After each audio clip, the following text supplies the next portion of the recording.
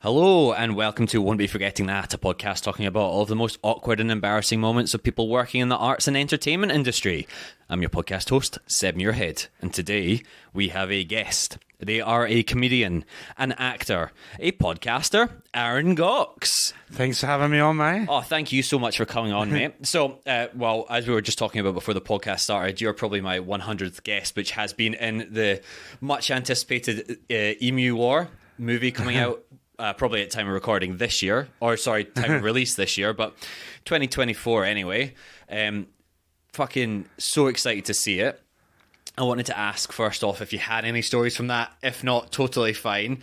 But I'm just generally trying to get a story per guest on that. So either it's a good marketing thing or a bad marketing thing. But yeah, how did you enjoy filming it anyway?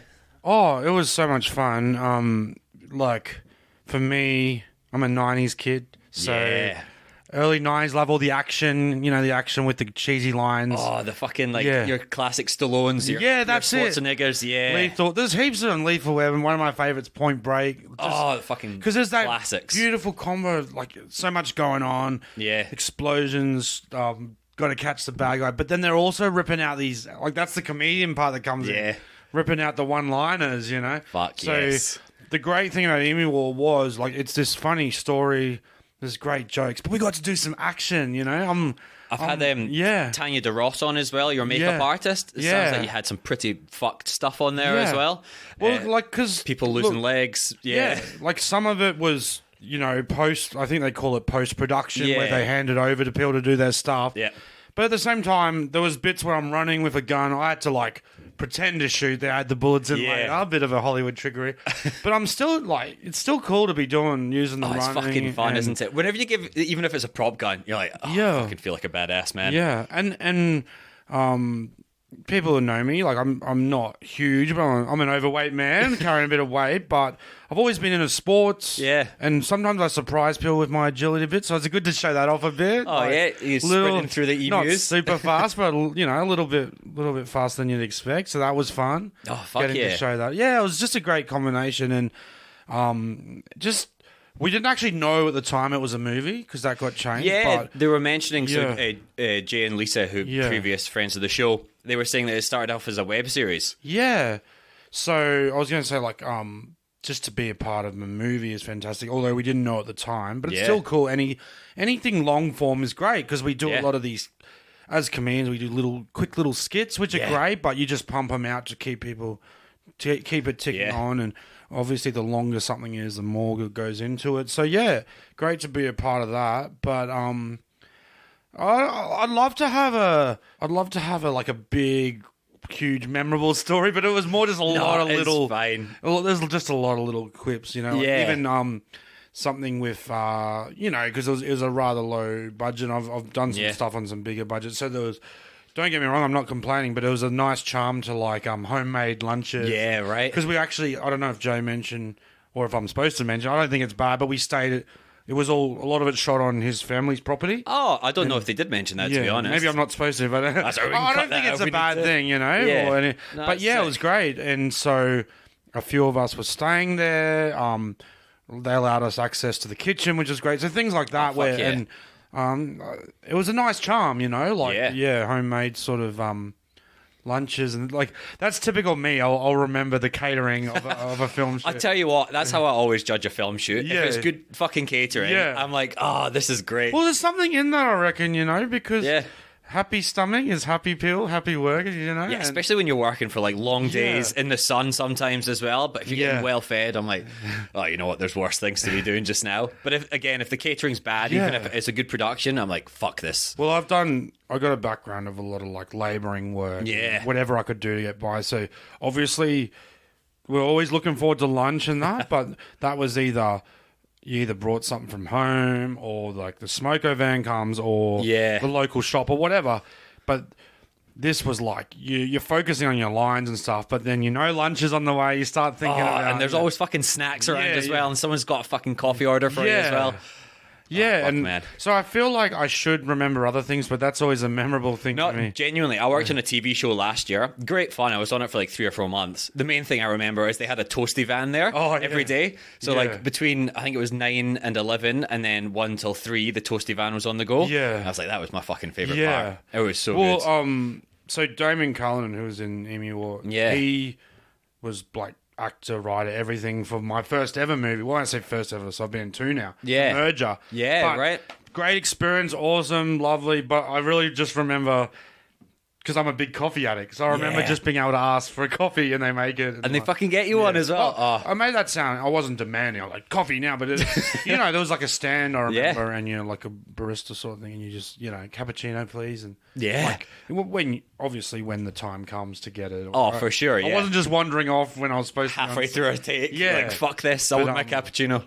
That's dangerous for a coffee addict like me. It is, isn't it? Especially when you need to, like the merger, for people that haven't seen it as well, like you're playing football or Aussie rules in it quite a lot. Yeah, that's right, yeah. So if you're filled with like 7 cappuccinos and then someone tackles you, problems are going to happen. Yeah, exactly. And, but it's nice when there are free coffees on set as well, though, huh? Because I used to be like pretty stingy with my... Even though I love coffees, I'll be like, get them from the Servo, 7-Eleven. Yeah. And they're not too bad, some of them. No, especially when like there's nothing else. But then in the last few years, I started to treat myself and get Cafe One. Because I figured my justification... Like, it was funny, and when I say justification, not to anyone, just to myself, but I would feel guilty if I'm spending, $5-6? Right. But then, because I'm not like...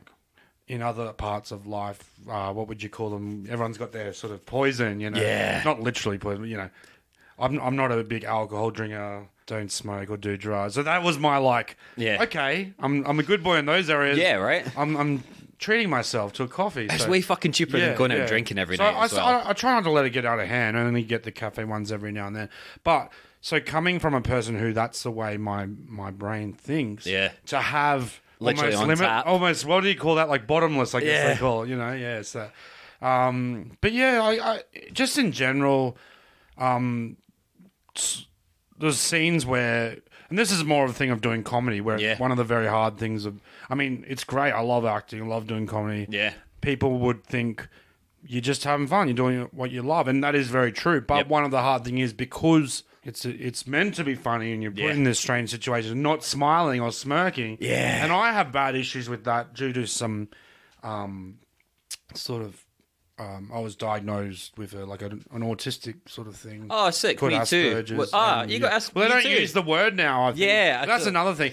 But everyone's got different, what would you call it, sort of symptoms or... I don't know if that's the right word. I think you know what I mean. Yeah. Even if it's not the right word.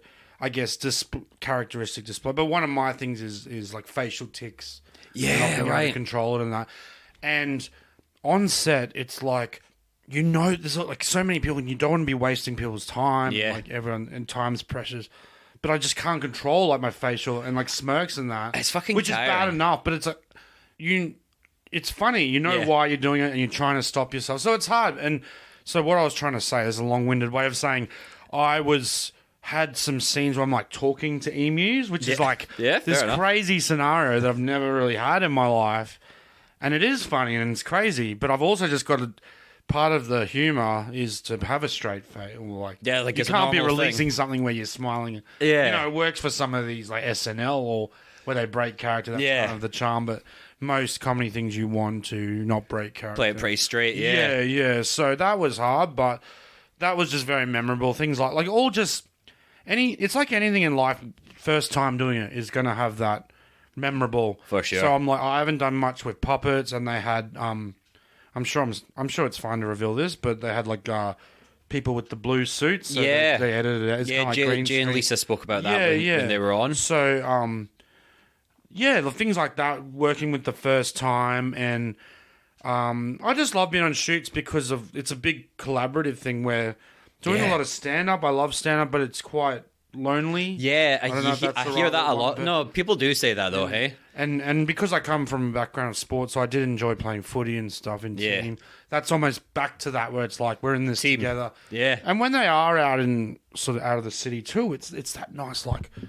Sometimes like a camp, Yeah. Well, you've got nothing else to do as well. We've got to achieve this. And And at And night it's time, nice, you're yeah. hanging out together Yeah, because that's there's true. nowhere else There's to nothing go. else on, so everyone meets at either a restaurant or a pub or something. Yeah, right. So those sort of things stick with me. They're, just great overall. And Oh, fuck, that's sick. obviously, you're trying to make a good product overall, which is the main thing. But it is those experiences like catering. Yeah. The catering. Being on site together. Yeah. Well, I mean, it's even just working with people you like as well, right? Like, so many times, I know you're saying you did a few other things, but like when you have to work with people that sometimes you don't not necessarily get on with, but like they're not your friends and they're not your mates, but like everyone on Emu War certainly seemed like they were pretty close beforehand. Yeah, and it's a lovely thing to be cast because it's like someone wanted you as their character. Yeah, For me, that's a big thing. And it is that feeling like we're all here together. We've all been picked. It's almost like, I mean, I do a lot of comparisons, but the sport thing, it's almost like, I imagine, in sport, I don't know, do you follow sports much? Or a little bit. I used to play a lot more. I don't well, really even follow it so everyone much. knows about the representative team. So you play for your normal team. Then people are either picked for state, country.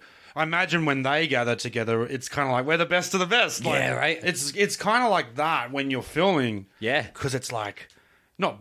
I don't know. That sounds silly. Best of the best, but No, we've but all like- been chosen for our character. exactly right. And it's a nice feeling. Yeah. Out of so many different fucking options as well. I mean, sometimes maybe it's like you don't know if they asked 5 and you're the 6th person who was available. I know, but that's everyone that thinks that. I'm isn't it? 100% fine with that. Like, Yeah. I often joke, like availability is one of my main being available. Just being available when other people aren't. Well, that's actually a sports term. I think it was I'm sure it's one of those ones that's been used a lot. But American football coach, I don't know the exact wording, but he was like, one of the best abilities is availability, something like that. Yeah, nice. So yeah, but I have things where they're like. People pull out and then they ask me, I'm available. So it's They're nice, the next day, being a yeah. backup, yeah. Yeah, no, it's good. That You works gotta as swallow well. your pride sometimes. It's for sure, huh? I'm not no ego, nothing. You know. No, which is great as well for working on film. That quite nicely leads us on to the next part I was going to talk about as well. So Hot Dad Productions, they're the guys behind the Emu War. You've worked with them a fair bit before as well. That would have been great because so I'm from Brisbane and like Brisbane's a pretty big city. It's not tiny, but everyone in Australia kind of knows that Sydney and Melbourne are the two biggest cities. Everything's happening there. So anyway, I'd been doing stand-up for quite a while. Yeah.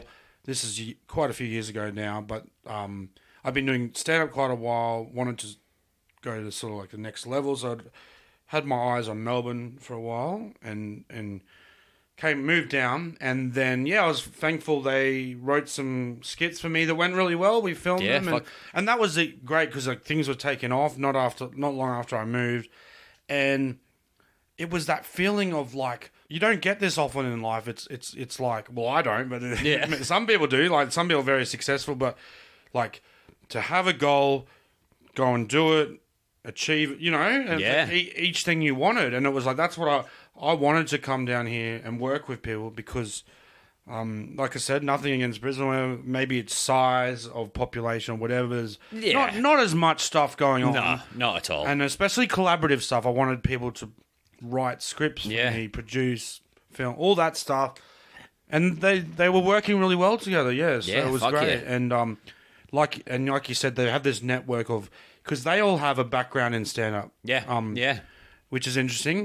The 3 of them, and they all stopped. Yeah. Which is the dream. No, I'm just kidding. No. I have this. I don't know why. Like I mock stand up a bit, but I love it. But I like it. But But like, sometimes people just find, for whatever reason, you move away from it. Or like it happens all the time. Well, one of the great things was they had come from that being the face or whatever, and that wasn't for them or whatever, and they wanted to be behind the scenes. Yeah.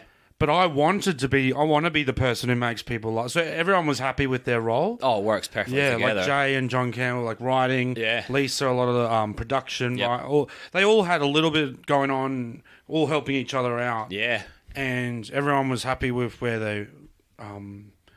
their role, and I was happy. I want to be, and I don't know anything about the behind the scenes stuff. Oh, it's a fucking nightmare most of the time, but But like I find there's people who like want to be that, and people who, and that's great if everyone's in the position where because then everyone works well together as well, hey? Yeah. And they're not trying to, like, you know, you see these, I don't know, let's say Tarantino. Yeah. I'm sure he's big enough that he's not going to... Well, no, look, if he's listening to this, thanks, if you're listening, Quentin, let's have a beer and sort things out. But you see someone like him who puts himself in the things, which is fine. Yeah. But what I was just trying to say is people who are content with, like, I don't have super to be set with being behind the camera. Yeah, totally, yeah. Sorry, Quentin, just Quentin, if you do want to come on for a rebuttal, but I'll get you on. But he'll be like, oh mate, I was going to come on, but you had that Aaron Gocs on. I was going to cast Aaron in the next thing, but he's fucked it now. Yeah, well, I think he's gone one more and he's going out or something. That's what he says, eh? I think he's moving into theatre. If I don't patch things up with him quickly, in the next couple of years, fuck. All right, well, we can edit that out if you need to. But I feel like, but that's fine. I'm not saying that's wrong. I just meant for sure. Oh, it's different for everyone, yeah. But even with the Hot Dad Productions, you've done well. I think like Gocs' Classics was a big one that you did with them, but then some continued work with them as well. And when I was talking before about moving down goals and things, something like that was massive. Where for me, you know, everyone's different. Like so it was on Comedy Central, the American channel. Didn't end up working out, but for a while there, they were trying Australia, Australia branch. And it was an online... I was going to say, there's all these things you can say, it's only online, whatever. But I wasn't thinking like that. I was stoked, you know. I'm like, big comedy fan, love my series, all that. And I've got one that's me. Like, I'm centered around the face. Fucking named after you. And it was 90s nostalgia, which I'm all about, you know. Exactly, right? Yeah, for anyone that hasn't seen it, I will link it in the show notes as well. But you're essentially... replaying an episode of all of the 90s Australian classic like TV shows, essentially. Yeah, which is fucking hilarious. Honestly, go and watch it if you haven't seen it. And some of them, there's like liberties were taken, and some were just like exact copies or whatever. Shot for shot. Yeah. So I like both, you know. You know, something like Emu is a lot of liberties taken on the real thing. I don't know exactly how it happened, but I mean, I'd rather see that version than the historically accurate one. Yeah, so things like that were great. So I was really stoked we were working well together, Yeah, so that's great. So that leads quite nicely into you've been even working with them recently. Yeah. And moving into, I suppose, the podcast now. Like, I was going to ask, are you easily embarrassed or you find yourself awkward? Because I was just recently watching a video of you having sex with a puddle. Yes. Well, for context, was another sketch, Only Enemies, with Hot Dad Productions. Yeah. Great. Again, I will link it in the show notes. But having to film things like that, do you find yourself... Because I know we've had so many comedians on the podcast previously, which are just like, don't really get that awkward or embarrassed anymore just because you do so many things, which are just like, it's just par for the course now. Yeah. Well, I think... because, like, the nature of comedy is basically you can strip it back, you know. Yeah. You've got people, which is great, trying to make comments on society, political, whatever. That's great. Yeah. But when you strip it all back, we're trying to get a laugh. Yeah, right. When you break it all down. So part of that is being silly sometimes. Yeah. But it is, you know, a lot of this stuff on the net, it can pop up on the social media feeds and things. So it can be like... family, older people seeing things like that, people who aren't really across the sense of humor. So that's probably I'm like, if I know the demographic who it's aimed for sees it, it's like, great. Yeah. Like, that's who I want. And then I know, and even, you know, trying to like date in the dating world and partners not across that sense of humor. Yeah. So. If that's maybe one of the first videos they get to see of you as well. Yeah. I'm kind of jealous of there's a few comedians that got partners in the industry and like they get exactly what's going on. It's harder when I've spoken with a few people about this where it's like trying to date and people aren't across how entertainment and arts work. Well, it's maybe not even that, but it's like if they are across it, that your partner or whatever, but their friends get to see some of that stuff, that might be the first time they ever get to see you as well. I always tell a story. The first time I ever met my brother-in-law, he came along to see a play I was in, and the first half of the play, I think I pretend to jerk off on stage, and that's... Was it in the script? No, I was feeling improvised that night. But that's the first like time he ever met me. Before I'd even shaken his hand, which I did wash before I did it. I want to say that. Yeah. But before I'd even like... And if you don't mind me asking, what like sort of world was he industry from? Or? So he's not. No. So he works for radio. So he's a little bit more across it. Yeah. No, just the reason I asked is, you know, you got these careers that are very straight down the line. Accountant, lawyer, dentist, whatever. Accountant, that can be the hardest because their job is just there's one way to do it. You know, there's no like you're not trying to get a laugh as a dentist, or you know, or you might be, but you're not going in and pretending to jerk off. Exactly. So those are the hard ones to justify what you're doing with your life or your choices to people who are very like straight down the line. Or, like, and that is, I've had that, like I said, with relationships where they're maybe in the medical world or educational, where they can just easily say, this is what I'm trying to do. I'm trying to make people healthy. And it's a lot. And even for me, I'm like, you offer a lot to society. I'm rooting a puddle. Like, But again, those people that, like the people that are saving lives and stuff, they need to sit down and relax. Yeah. And unwind. Well, like I've been very thankful people to because I have a lot of self-doubt. Yeah. And to have people tell me, like, you do have a place in the world. Like, we need to have a laugh. I think we all have self-doubt here. Like, it's all of the stuff we do, you put it out there, and then you're like, oh, was this good? Was this even fucking worth it? And then you do have your people saving lives. Yeah. But then when people do genuinely enjoy it, you're like, fuck, that really does mean something. Yeah, I had some tough mental battles the other year. I'm thankful I got through, but it's always working. But part of that was that kind of like, it feels like a big weight on your shoulders of like, what am I doing? What's my place in the world? And like, I don't want to turn it into a gender thing, but like with blokes, there's a little bit like, should I be a tradie or? Because I'm like so useless with, and my dad is really handy, mechanically with cars, and I'm the opposite. It happens with family sometimes, and things don't get handed down or whatever. But I always have that like. Why can't I fix cars? I know, right? And you feel so fucking useless. And I'm like almost 40 calling my dad, like, I'm broken down. Can you come and get me? But you're like, oh, I can tell a joke and make people laugh. I can't fucking get this car running. It is a skill. You got to remind yourself. It's just how useful in certain situations. I know, right? I'm not making this car laugh and then getting it back on the road again. Yeah, that's right. But you do feel like, especially like as a guy as well, you I don't know whether it's ingrained in us or whatever, but you do feel like you have to be useful in those respects. And I'm glad you said that, because like I'm not someone who tries to stir up gender things, but it does feel ingrained where it's like, and it's good that things are gradually changing too. Oh, but, for sure. Because I just grew up with guys. I was playing rugby. Yeah, a lot of the guys would do apprenticeships, and they were carpenters, bricklayers, whatever. And it felt like a natural progression. Yeah, right. And then.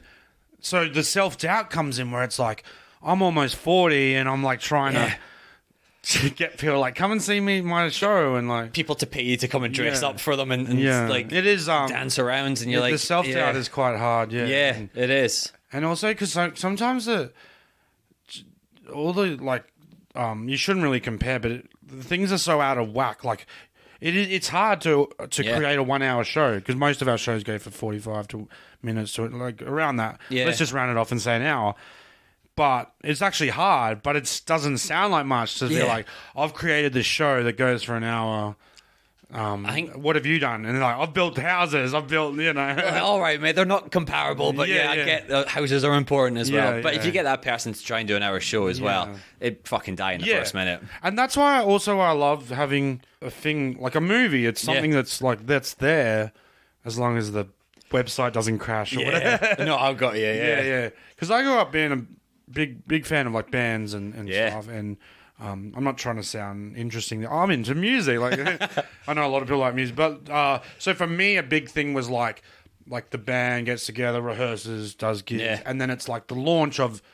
In my era, it was CDs. That's from my age of 90s kid, but often like EPs, right? That's like not quite an album, like 5 or 6 tracks. Because that'd be the first thing a band would do, But I always thought that was cool, because it's like you've got that thing that you guys made together, and so I replicate that in movies, series. That's the thing that we made together, Which must be nice again. Really, you're saying was like things that you filmed, because you can share it with the people you've made it with as well. Like you get to share that excitement and that win essentially. But then if you're doing a 1 hour show by yourself, you get to share it with people in the room, but then afterwards you're still by yourself. Yeah, that's right. So it's hard in that respect, because you're just kind of like, I think that was good, right? There's no one else really there to tell you it was great. Yeah.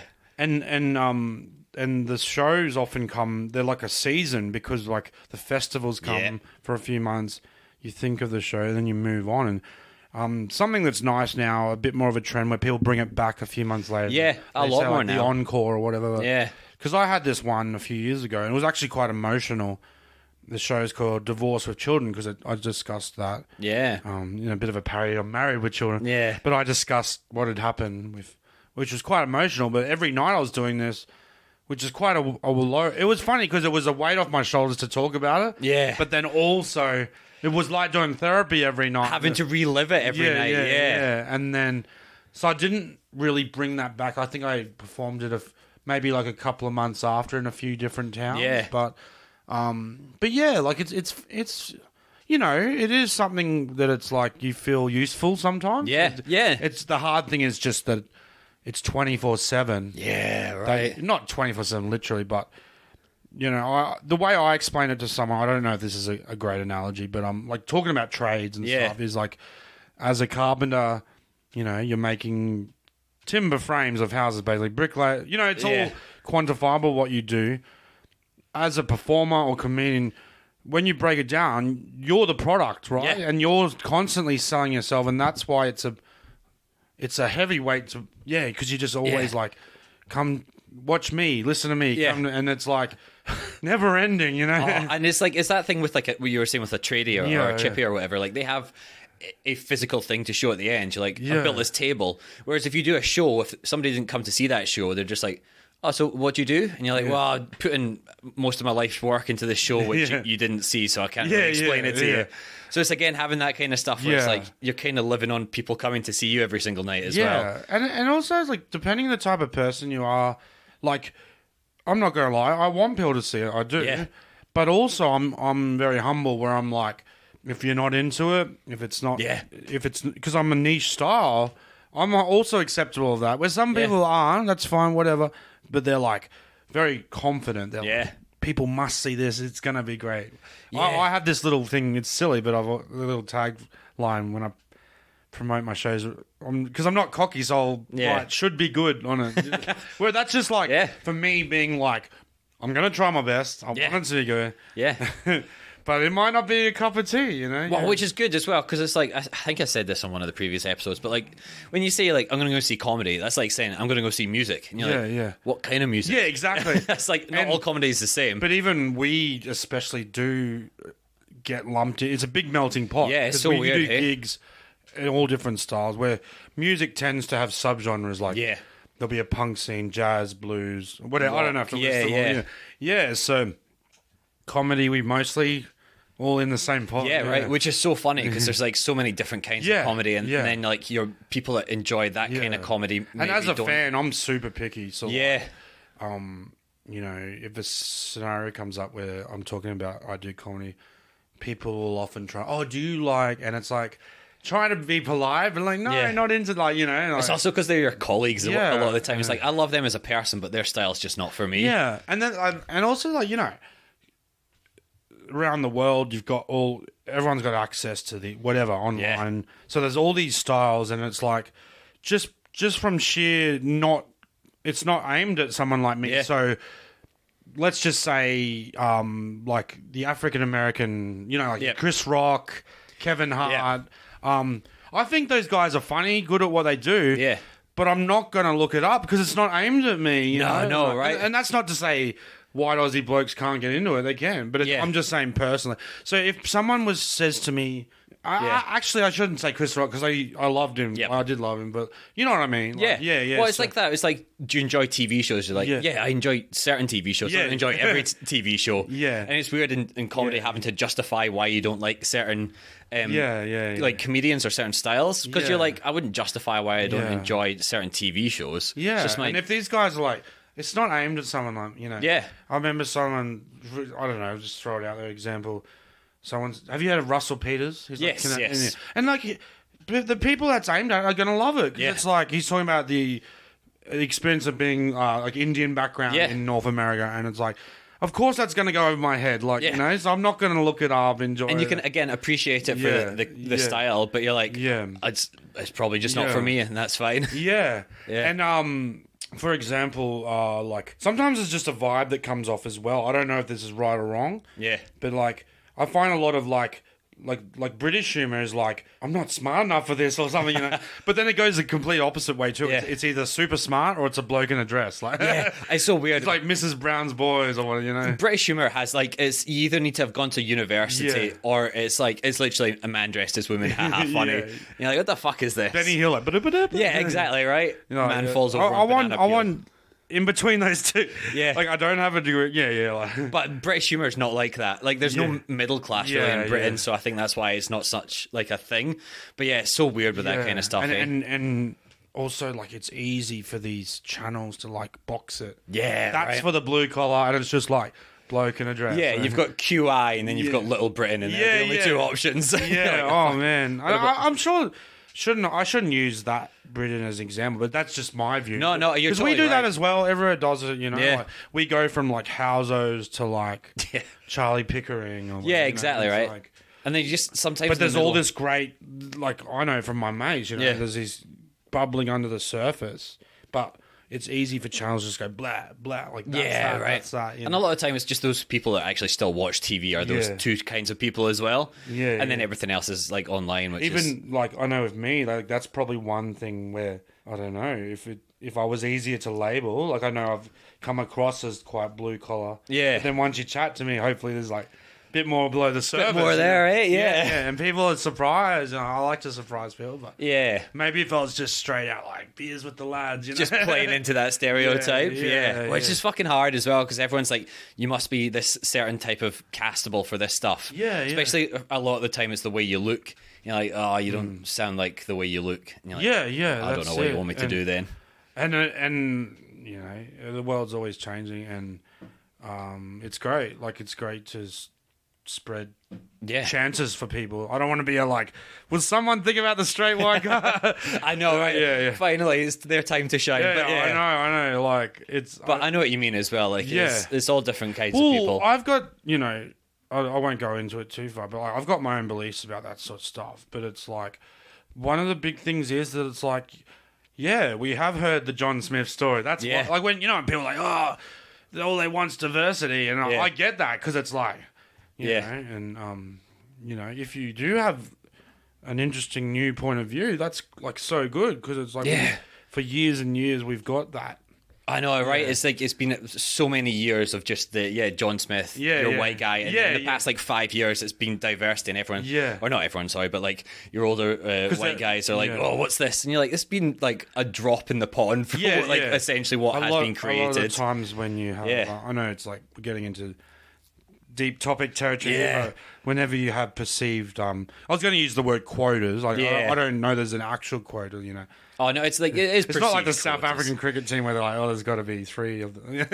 That's another topic too. It's not somebody at ABC being like, okay, we need our one brown person. I mean, I think it probably is hidden behind, but it can feel like that. You know, almost like like boy bands where it's like the sporty one, the wacky one. You got your Spice Girls. Yeah. So it's like that's you know, we were talking before about you're selling yourself. You're the product, and basically you just want to be interesting or stand out from the pack. So exactly, right. Not just seen as like a stereotype or whatever. And that's what I try and like. What am I adding that is not something we have heard hundreds of times before? Exactly. Like that sounds a bit wanky, but I'm not trying to say I'm like reinventing the wheel or anything. Yeah. But I hope when people see me, there is some sort of like, oh, you don't see that often. Or, Which is tough as well, because especially in the Australian market, because I suppose this will move quite nicely onto some of the stuff that we talk about on the podcast. But TV commercials are always looking for the stereotypical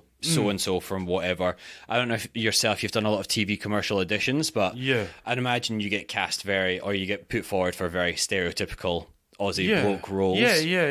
Yeah, do you ever get yourself in the TV commercial auditions being asked to do some of the most fucking embarrassing stuff ever? Because that's where I find I do most of my embarrassing shit working in the industry is TV commercial auditions are the worst for that. Yeah, definitely. It is, it's a big part of like advertising and stuff, which is just... It is what it is. There's no point being upset or anything. And no, look, if they're going to pay me, I'll happily do it. Yeah, but... like I understand the territory of like it's that thing of you're trying to stand out. Yep. Because they're like whatever. If it's TV, there's a commercial break. There's only so many ads, and they like grab your attention. But yeah, there is this thing of like, it's a battle, like I said, a battle in your head of like, all right, I created this persona. I want people to know I have range. I'm not just that. Yeah. But then I'll give you an example. I've gotten this a few times. The directors there giving directions, as directors do. As they do. And they'll say, I've got the mullet hair. Yeah. So they say, can you give it a shake? Oh. And I'm like, so that's my battle where it's like, I don't want to just be the guy with the hair. But then the other, it's almost like, I remember the cartoons had the angel and the devil on the shoulder. Yeah. So I'm like, without sounding too crazy, I've got this thing going on where it's like, wanting this, like not wanting to be that. And then at the end of the day, it's like, it's not bad. And then it's like, I've got to realize I did this. And it started out as this kind of like, it was like, not a prank, but it was like, I'll just do that or give it a go. And then it's like, becomes your persona. Even to the point now where people have asked me, they're like, what, would you ever cut it? And I'm like, I don't know, I can't answer that. Yeah, right. I actually had an ad, I won't say who it was for, but they were like, can you... it was to do with the car racing, the big, the big one that starts with B. They're like, can you shave certain brand's logo into your head? No shit. And I started thinking, like, I know a little bit about hairstyles, but like, not the absolute ins and outs. And I'm thinking, I feel like to do that, they'd have to... with a mullet, like it's I'm doing a visual thing here, but I'm touching my hair and showing where the hair starts from. It's short on top, and it starts from halfway. Although I know that's when I go to get it cut, I'll tell them. I'll just be like, "Can you just stop there?" Yeah, and everything else is fine. So I started thinking, to do that, they must have to shave into where the long starts. And I'm like, I'll lose my mullet. Yeah. And then, like, I don't want to talk too much about money or stuff. It wasn't an amount of money that I wanted to, like... Well, but that's it. Everyone has a price as well, right? Yeah. Maybe if they're like, you'll never have to work again. Fuck my hair up as much as you want. Yeah, do whatever you want. Did they want car brands, or is it the name of the race? Yeah, it was the car brand logo. So shit. Yeah. Starts with H. Oh, okay. Hyundai. The other one. Yeah, Honda. No. Yeah. I think most people know, but I'm not here trying to, like, get... No. against anything. Was that to appear at and again, I'm not complaining. That's like, I think roles like that, it's great that they offer the people. I'm saying it's my dilemma of like, I created this persona where I think I need the hair. You also have that in your hair afterwards for however long it takes to grow out. Yeah, that's right. So, it's scary to think about. Like topics where like that's too big for me. Like, because I'm like, I'm sure at one point I'll cut it or lose it or what. Yeah, but my dad went bald quite young, so I'm like, maybe that'll happen. Oh, that means you're making the most of it just now as well. Then, Well, I've over the years I've had a lot of different styles of like different trends or whatever. Yeah. As a young fella, I used to just shave it, just like pretty plain shave. Not skin, but like. Short, yeah. And then I started like, I was into like music because I was into like the longer hair. I've been there as well. Grungy long hair. And then I'm embarrassed to say this, but I had the dreadlocks for a bit. Whoa, that was like, it was funny because, these days, like taking photos, they're on cameras on phones. It's more of a done thing. That was for the era of when you had to like give the film into the chemist or whatever. Get to develop. I don't have many I can't find any pics of that. Unfortunately, I'd love to show people my dreadlocks, but I think I only took one pic.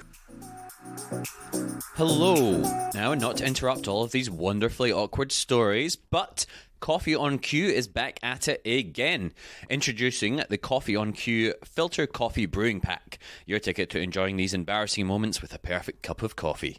This incredible kit includes a 2-cup V60 pour-over filter brewer, matching filter papers, and 250 grams of their Ethiopian Guji single origin coffee, specially roasted for filter brewing. This is the gift for the coffee drinker in your life, or for an office Kris Kringle, or anyone that says, I don't really want a present this year. And the best part? Well, we've got an exclusive offer just for you beautiful perverts. Head over to www.coffeeonq.com.au, and that's QCUE, right now, and use the code WBFT15. That's WBFT15 at checkout, and you'll score a fantastic 15% off your purchase. So, whether you're brewing up awkward stories, or sharing a laugh over a cup of delicious filter coffee. The Coffee on Cue Filter Coffee Brewing Pack is here to make every moment extra special. And that will happen with your WBFT15 15% discount. So don't miss out on this incredible deal and the opportunity to give the perfect gift this holiday season. Visit www.coffeeonq.com.au and use WB15 for your 15% discount and start embracing the awkward, one cup of coffee at a time. But yeah, so I'm trailing off here. I'm basically talking about like hairstyles for ads and things. But yeah, like they want you to do some funny things. But yeah, oh yeah, that's what I was talking about. Yep. Directors saying like, "Can you shake the hair?" Yeah. And so it's a battle where I'm like a little bit cringy at first. Yeah. But then I'm like, oh, whatever, you know. I'll be honest as well, Aaron, that's not the worst fucking thing I've ever done. And it's actually fun because sometimes they get like a fan and they go, hair in the wind and stuff. Yeah, see, and everyone's different. Everyone's got whatever they want to do and what they don't want to do as well. But I'd happily do that. Some of the other stuff they ask you to do, like crawl around on your hands and knees, pretending to be a baby or something. And you're like, how much is this ad paying? Yeah. I've yet to do that. I shouldn't whinge compared to that, Oh, we've always, the most cooked stuff that the TV commercial auditions is the classic place where I'm like, half the time it just feels like a hidden camera show, what they're asking you to do. But well, I'm pretty lucky because a lot of the stuff I've done is where they want, like me as myself or whatever. And then also it wasn't very... addy, I call it. Like it wasn't like buy this. They call it branded content where it's meant to be more subliminal, like where like you're doing something. Yeah. Maybe the logo just pops up or you're wearing the shirt, whatever. Yeah. And those things are cool, but But that's better than it, like your standard TV commercial. I guess you feel a little bit sleazy, like buy this or if the product's alright, maybe. That's true. Yeah, but if it's like Banks or I shouldn't say anything, rule myself out there. No, we'll edit that part out.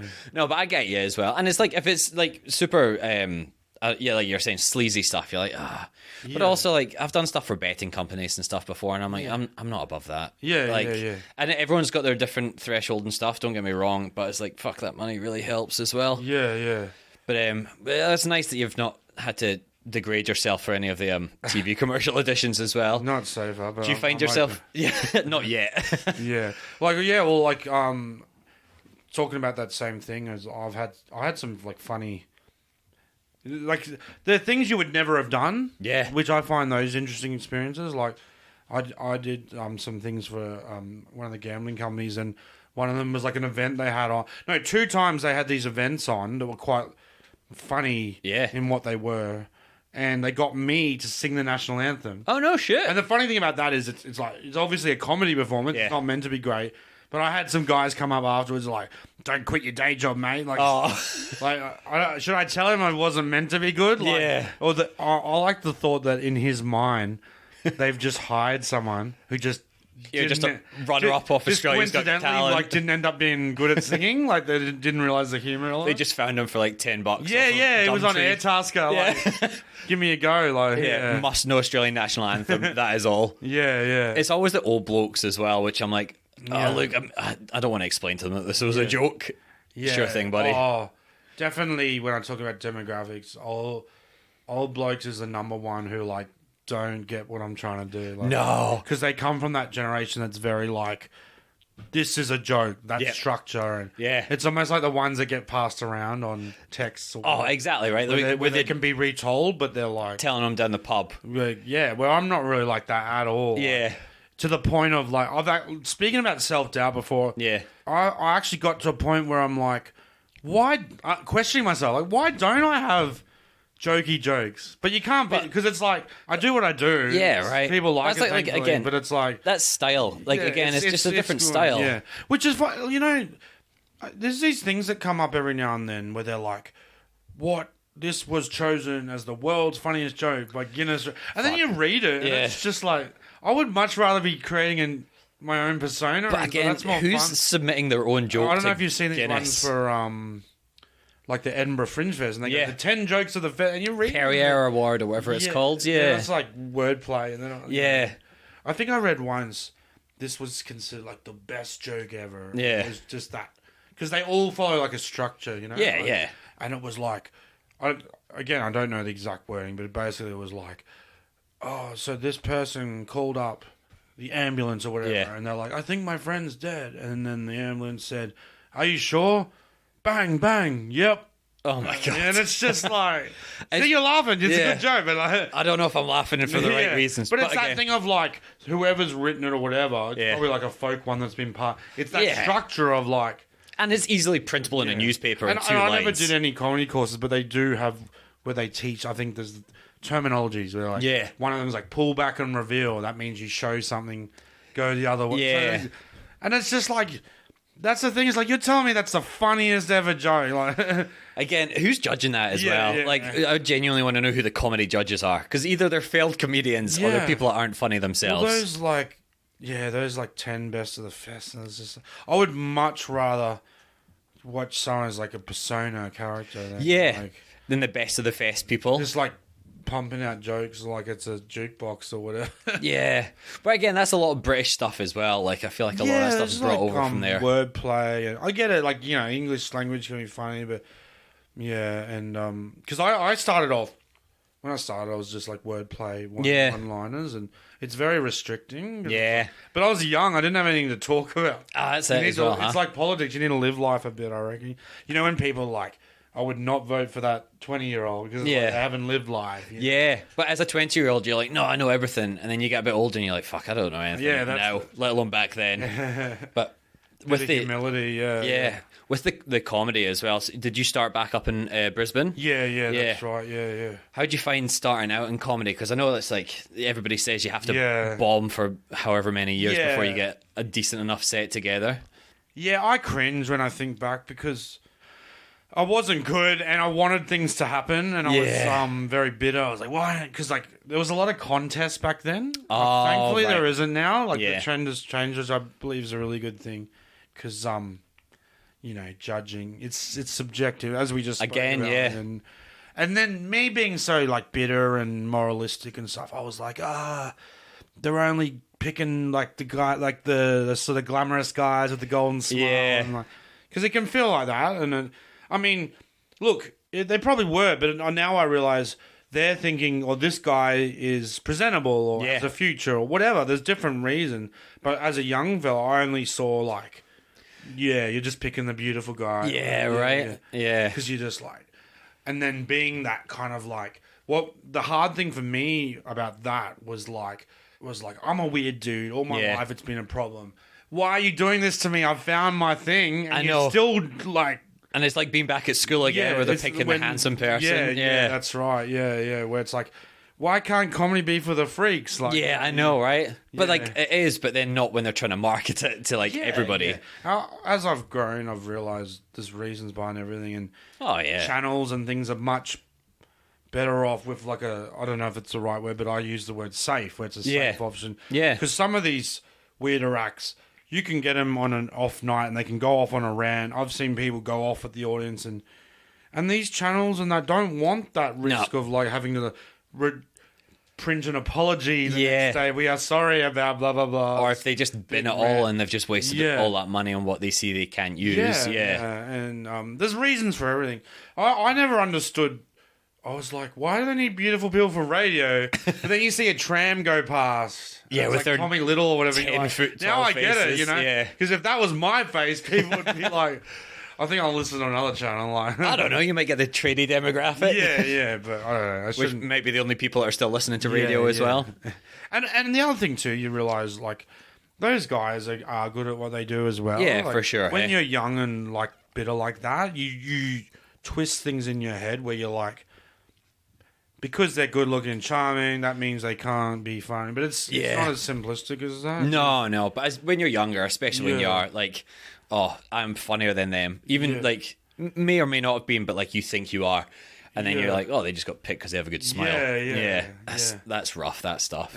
With any of the comedy when you were starting out as well, did you make any real big swings for the fences? Did you try out any parts which were maybe not, I don't know, not you, or anything that you think back on it's super embarrassing?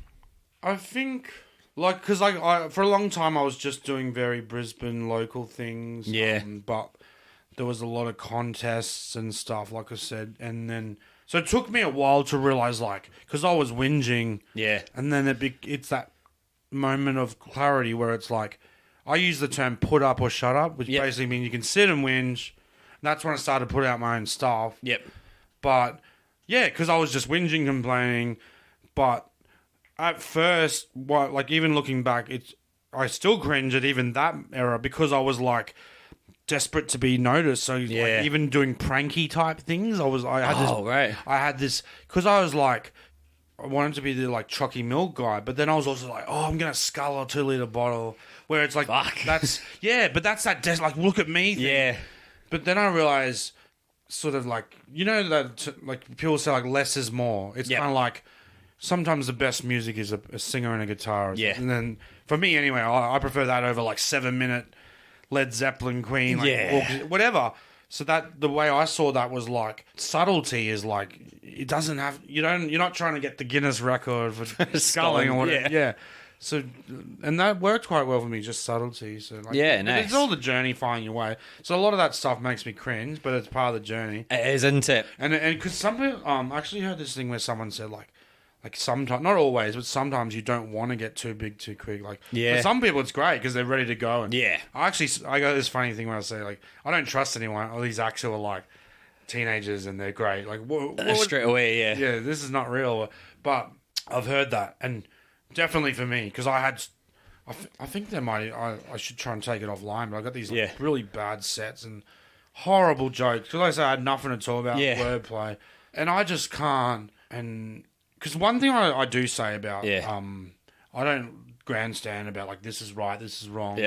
But one thing I've often thought is like it's bloody hard to write, and the easiest thing is often the insult or the being angry at something like this sucks, this is shit. Like those comedians are like anger and hatred towards things, and that's like the easy thing.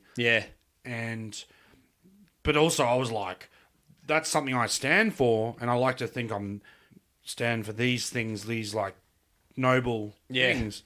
But then I had horrible things that I realized, like some racing. But I wasn't trying to be racist. It was just shit comedy. Well, I mean, when you're starting out as well, like you don't know any better, especially when you're younger. Oh yeah. But then it is tough when everything gets recorded. So that's why I understood that about. Like, imagine if I blew up then. I didn't think if I ever was to sort of get big, it'd be that like when they found Eminem's old thing saying the N-word, or when they discover these things. I probably should take it off, but it wasn't like super bad. But because I wasn't like. It was never hatred. It was like, fuck these people. Whatever. But it was just shitty wordplay. And I didn't even realize at the time. But that's what... I'm sorry if this is a long-winded way of saying you're that, good. Talking about how hard it is to write. And because I wasn't a good writer or whatever. And your kid as well, That's what came out first. You're right. That's what just came out was this bad... they're so bad to think about. It fucking sucks as well. Do you want me to give you an example? I don't know. Give us a taste there. It's so awful, but I think I'll say it and see what you think. I think you'll agree it wasn't from an angle of hatred. It was just shit comedy. There was this one where I went, it's so bad, I'll just say it. So it's playing on cliche accents. I say, do you ever do something nice for an Asian person and then they just start playing a game of Battleship with you? So I did something nice and he said to me, "Thank you." See? I reckon maybe cut that out. But fair enough. But you know what I mean? Like, so we'll cut that. But it wasn't from an angle of hatred or... No. There's something that I don't like is like... anger towards people or punching down. That's a good term. Like punching down. But it's fucking tough, especially when you're a kid. And I mean, even if you just like we mentioned, Little Britain, like they were massive 15 years ago, and they were just doing blackface all the time. And you're like, and people do. I do get that whole. Like, it was a time different. Time, but you. That's why it's like it's good to stop and think. Like, what am I doing? And I didn't have that. I didn't have that. Stop and think. Like, which people should do, but because I know it's like, obviously, I don't want to get too far into this. It's been done to death, but like there's a lot of like, you can't say anything, and I read something where someone described it nicely, where they said, like, again, I'm not very good with exact wording, but basically the vibe was like, this increased scrutiny now is just like, for years and years it was like, it was open floodgates, right? Bullying, degrading people. And now it's just, like I just said, stop, think, am I being nasty to someone? Am I... Punch up, punch down is a good one. Where it's like... And I like to think of... Because punch up, punch down is like... Is the person in a position of power? Yeah. Because I actually saw this... It's such a bad argument where someone's like, you can't say anything anymore. And then they said, I just saw...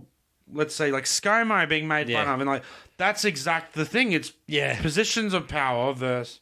Yeah. One thing I didn't like about... I won't say what it was, like one of the sports shows. Used to go to like rough suburb. They called it. I won't say what it is. Yeah. And it was that like, oh yeah, you know they're going to go up to someone with not many teeth. Yeah, that's not having battlers, not all there in their head. And that's what I'm not into doing that stuff. Yeah. But it was like that was so prominent like 15 years ago on telly as well, which is why a lot of people grew up with it. Like I said, not stopping and thinking where it's just priority is my happiness, my laughter, and some people argue like, oh, the person wanted to be in it or didn't care, and that's like one argument. But I often think like, well, but it can lead to like, well, what are we laughing for? You know? Yeah. And especially as well, it's like what you're saying. It's like the position of power. You're like, if I'm belittling someone that gets belittled all the time, like, what am I doing? Just for a laugh as well. Like it's awful. It's funny. Like some people try and like bait me into that stuff. Because I had this thing where I was like going to like the Bar Me's event. Like, I was going to as many as I could in Brisbane until I was just stopped because it was too many. It was like I think I got to like 25 or so. But anyway, there was one that, and I didn't want to make it a big thing, but I was like, tasty sandwich. Logo was a bit cooked because it was very like 70s, the buck teeth Vietnamese. Oh, Jesus Christ, the rice. And then I was happy to just leave it at that. But then the next one I did, someone was trying to like bait me into like, because I just didn't, the next one I just mentioned the roll, the sandwich. And someone commented underneath, they go like, oh, this is all right? Not going to complain about it, like baiting me. And I was just like, man, relax. Like I wasn't like a... shut this place down. No. It was just in this day and age, it's just like, and I think the person also went into like the people were Asian and that opens up another like, well, not everyone agrees with everything from that. You know what I mean? Yeah, they're not a monolith. They're not like all Asian people are the same. Like African Americans who aren't happy with the use of the N-word in rap. Of course. Like that's a small example, So that's, anyway, but it was just people try and bait me into that and... I just try and... I'm happy to talk about this, but in terms of what I can do myself, my best thing is just to try and don't do crook stuff, as I say. Which is what makes me cringe about my early years. But it's tough as well, like looking back, which is nice as well, which gives people a chance to sort of redeem themselves. But it's also at the same time, if people are still doing it after... being able to like educate themselves and hear other people's stories, like it's us two white guys talking about it on a podcast isn't going to fix anything, but absolutely listening to other people's voices and stories really can help. And like you look back at it and cringe, which is a bad thing that it exists out there unfortunately, but it's good now because you've changed and grown, which is like a positive. Talking about things like whatever, like blackface, people might be like, what is it? And not get the history or whatever. And it's like, it can be really humiliating for that group of people. It's also just like, why are you arguing for this? Like, why is this the hill you've chosen to die on? It's so bizarre. I know. It's a weird one. And because you have this like, and I don't believe in like bullying people into things or whatever. But you can be like, everyone's heading this way, and then someone's just clinging on to like... it's bizarre actually. It is, isn't it? Like we still got a few of these people that just, like clinging on to it, Like, I know, and it's just people, whether they don't want to change or they genuinely enjoy it, but you're like, it's what makes everything take so much longer as well.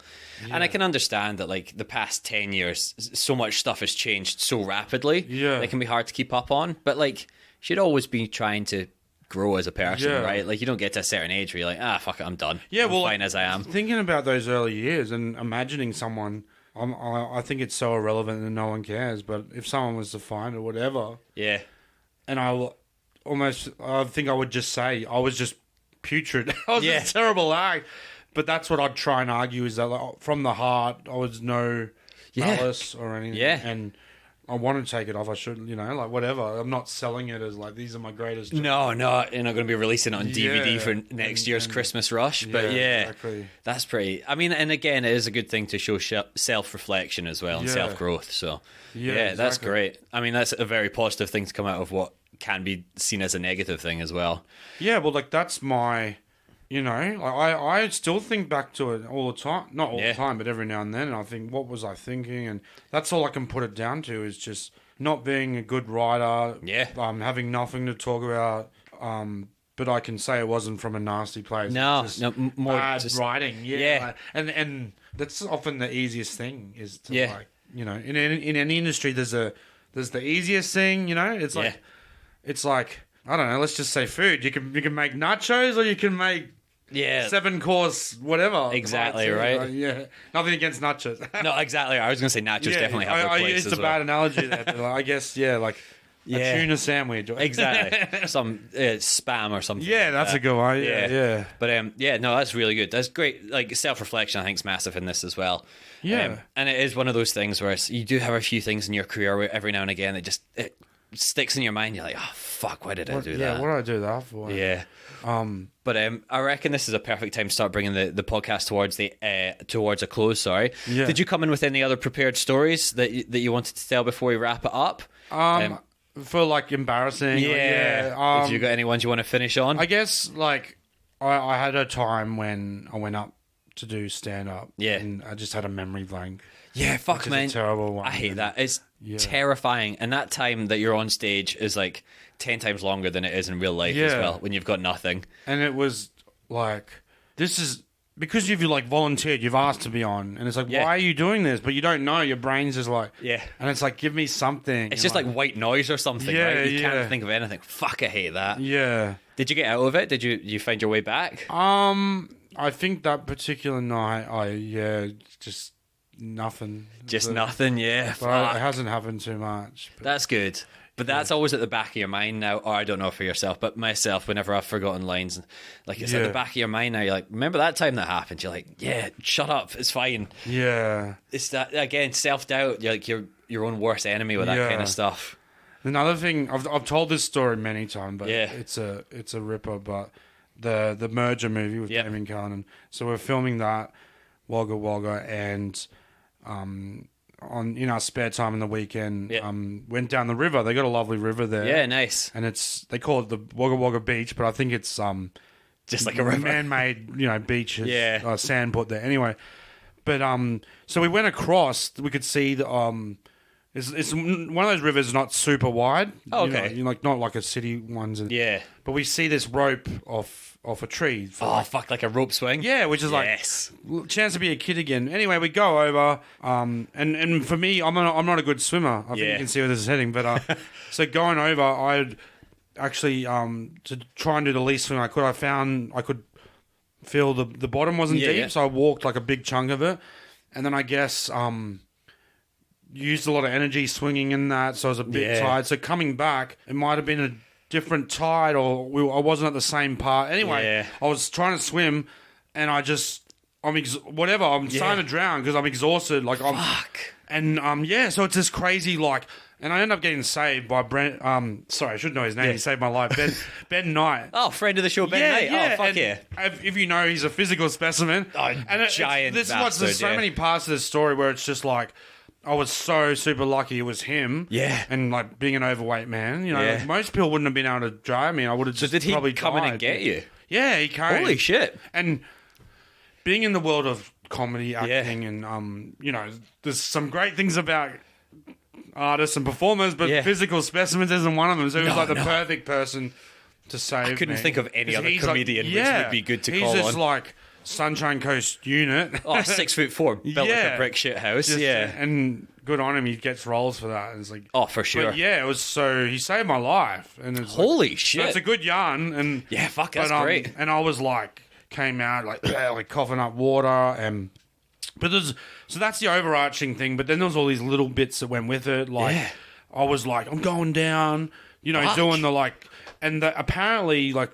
they told me they thought being a bit of a jokester. They're like, I was like, and then shit, and then they went like, here's a ball, being just like, hang on to it, and then I was like, I'm not trying to play or but it's all happening, but it's like it is scary because it's like. The analogy I make is, let's say you're running on a running track and you're exhausted. You just lie down, right? Or you don't do that in a river. I mean, you can do that, but it's not going to end well. Yeah, you lie down in a river. That's the last time. You're done. So it's all this stuff. I can laugh about it now, but it's scary. Like it's like, genuinely coming saved close my life. Drowning is fucking terrifying because it's that snap second where you're just like, oh fuck, I'm done. Yeah. And I was so lucky. Like he was there. He was able to do it. Physically able to do it. Yeah. I would have been dead. So Holy shit. It's a pretty intense story, but told it a few times, but like. Fuck, can laugh hectic. about it too, but it is very like laugh about it now, but in the moment. Well, I had a little bit of that kind of like reflective of like everything's a bonus now. Yeah. And I'm like also filming a movie, so it's a pretty hectic time of my life. Yeah, that's fucking crazy. Yeah. So everyone has to go and watch The Merger now. Yeah. Available on Netflix. And I'm trying to like recount like. I don't know exactly what was done when, or what was done after, like pre and post drowning. Yeah.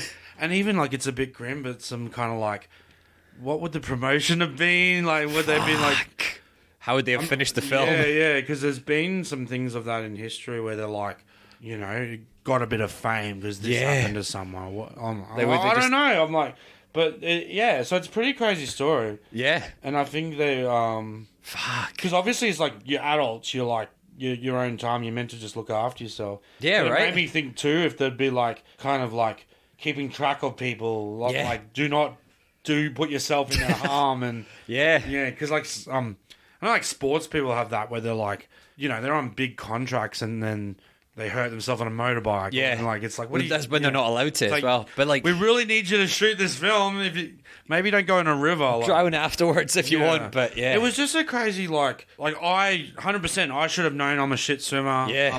Sometimes like everyone's just having fun. You go along with it. And, holy shit. Like I said, I kind of felt the bottom and.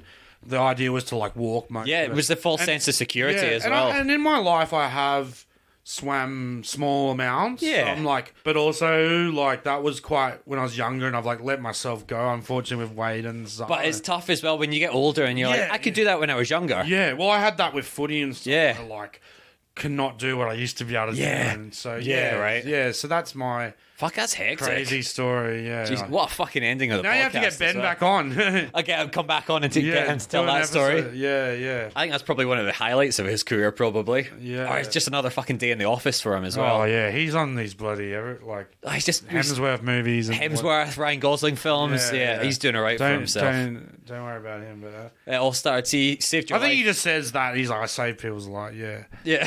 No, he actually did as well. Yeah, what a fucking, way to end. I honestly can't think of anyone else who would have probably been able to save me. Especially comedians acting as well. And comedy and even actors, maybe acting there might have been some beefcakes. Yeah, you get Chris Hemsworth jumping in after you.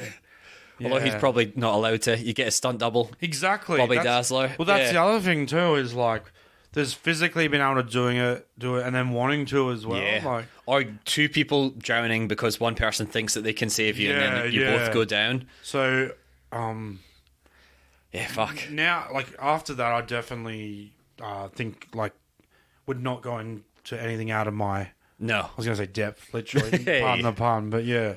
Yeah, fuck. Yeah, so that was intense. But now I can tell it as a yarn, but... yeah, like, enough times passed that it's funny rather than terrifying. It's not... I don't often think about the whole sort of, everything's a bonus now. And look too deep into it, but if I wanted to, I guess, like, the fleeting nature of life, I guess you'd call it, where it's like, it could have been all over then, Yeah.